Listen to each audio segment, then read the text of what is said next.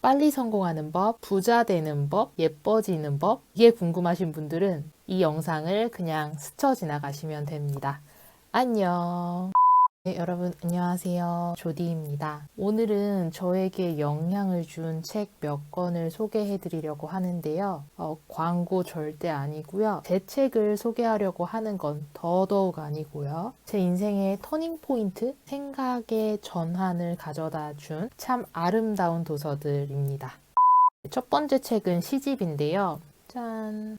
이문재 시인이 엮은 꽃이 져도 너를 잊은 적 없다라는, 지금 밤이라서 좀 감수성이 폭발하기도 하고, 그래서 이 시집을 제일 먼저 소개해드리고 싶었습니다. 이 책은 절판이 되었어요. 그리고 심지어 책을 출판했던 출판사도 부도가 났다고 확인이 돼서 더 이상 정말 구하기가 어려운 책이고, 저도 어렵게 중고 서점에서 구입을 해서 읽었는데, 마치 제가 좋아하는 시들을 다 여기다가 엮은 것처럼 이렇게 한 권의 시집 모두가 제 마음에 와닿은 적은 처음이었고요. 편안한 시들이 굉장히 많고 부담 없이 따뜻하게 읽으면서 나를 돌아볼 수 있는, 적극 추천합니다. 그리고 이 시집은 시인 이문재 님이 엮으신 건데, 옆에는 본인이 생각하는 감상평을 기재해 두셨어요. 시도 좋았지만 이문재 시인님의 그 감상평도 굉장히 와닿았습니다.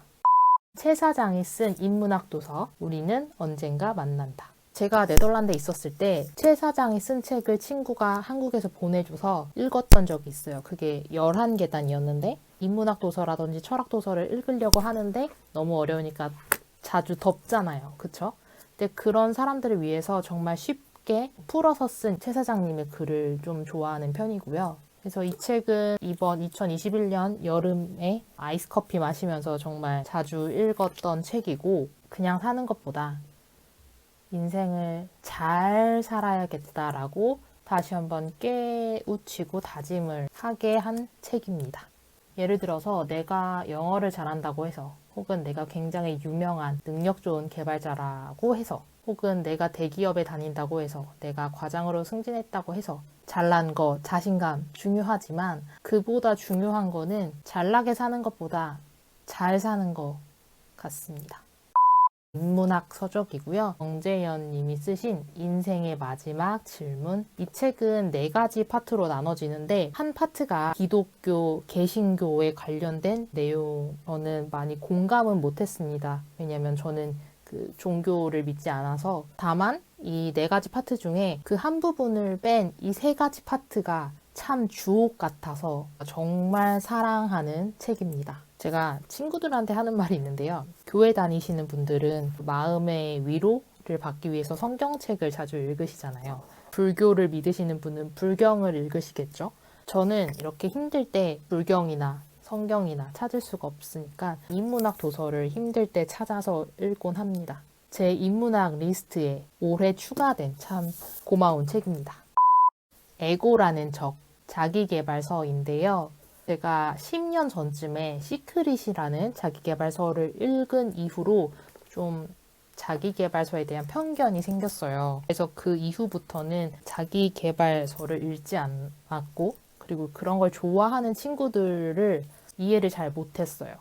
왜냐면 사실 이 자기계발서라는 게 결론은 항상 동일하거든요. 그래서 우리는 이렇게 하면 잘 살 수 있다. 그런데 어느 날 그런 생각이 드는 거예요. 이 자기계발서를 쓴 작가는 나랑 동일한 인생을 사는 사람이 아닌데 어떻게 이 사람의 그 조언을 내 상황에 대입할 수 있을까? 그러한 생각이 들었고, 반문도 생겼고, 그러던 2021년, 올해 이 책을 우연찮게 읽게 된 거예요. 처음에는 인문학 도서인 줄 알고 읽었는데 읽다 보니까 자기계발서. 근데 제가 너무 푹 빠져서 술술 읽고 있었던 거죠. 깨달은 게 엄청난 편견을 가지고 있었구나, 자기계발서에. 그리고 또 한 가지는 내가 10년 전에 이 자기계발서를 만났다면 그런 편견 속에 갇혀 있지 않았을 텐데, 그런 생각도 했습니다. 이 책은 살아가면서 자존감, 자신감이 너무 높아져서 내 자신이 나를 너무 위할 때 그게 결국 자기를 갉아먹을 수 있고 인생을 망칠 수도 있다. 그거를 조심해야 한다라는 좋은 이야기를 담은 책입니다. 덧붙여 말하자면 인생에서 너 잘난 것도 참 중요하지만 겸손해야 된다. 정직해야 된다, 뭐 이런 거를 여러 가지 예시들과 풀어서 쓴 책입니다. 성공을 향해서 달려가는 우리 20대, 30대, 40대 분들이 가끔 쉼을 가지면서 쉬는 시간에 한번 읽어보시면 어떨까. 에세이 책인데요. 김소연 님이 쓰신 마음사전. 우리가 자주 사용하는 어휘를 에세이 형식으로 좀 풀어 쓴 건데, 보시면 단어를 설명하고 이 단어에 대한 글을 쓰신 거예요. 낱말 뜻이 아니라 그 단어를 어떤 식으로 사용하는지 정말 김소연 님의 마음을 담아서 하나 읽어드릴까요? 은은하다와 은근하다의 단어 특징들을 이런 식으로 푸셨어요. 은은한 것들은 향기가 있고 은근한 것들은 힘이 있다. 은은함에는 아련함이 있고 은근함에는 아둔함이 있다. 이런 식으로 중간중간에 에세이도 본인의 이야기 에세이도 있어가지고 참 책의 이름답게 마음이 따뜻해지는, 제가 이번 연도에 지인들한테 제일 많이 선물한 책이기도 해요. 왜냐면 사람들이 선호하는 도서가 있잖아요. 소설을 좋아하는 친구도 있고 뭐 에세이를 좋아하는 친구도 있는데, 그런 취향을 잴 것 없이 누구나 쉽게 마음 따뜻하게 읽히는 책이기 때문에 여러분들이 읽으셔도 좋고 소중한 사람들한테 선물하시기에도 참 좋은 도서입니다. 에세이 겸 인문학 책인데요. 어른의 어휘력. 저는 굉장히 좋아해요. 그런데 좋아서 찾아봤는데 호불호가 극명하게 갈리더라고요. 책을 싫어하셨던 분들은 제목에 써져 있는 것처럼 어휘 표현을 좀 설명하는 부분이 있어요. 그래서 그게 좀 별로였다. 그런데 이제 좋다고 생각하시는 분들은 저처럼 어휘력에 대해서 설명도 있지만 그 설명을 하면서 경험을 많이 풀어두셨거든요. 본인의 진짜 이야기, 스토리. 근데 그게 너무너무 마음에 와닿아서 스토리 때문에 어휘력 이해하는데도 참 좋았어요, 저는. 이 책을 읽으면서 단어, 어휘력, 문장, 중요성을 너무 알았고, 내 뜻을, 내 마음을 어떤 식으로, 어떤 어휘로 표현을 해야지 상대방에게 잘 전달이 되는구나, 될 수 있구나, 이런 거를 좀 깨닫게 됐어요. 그래서 내 마음을 상대방이 알아주길 기다리는 것보다 오히려 내가 진심이 담긴 어휘력으로 더 표현을 해야겠구나라는 많은 깨달음을 준 책입니다.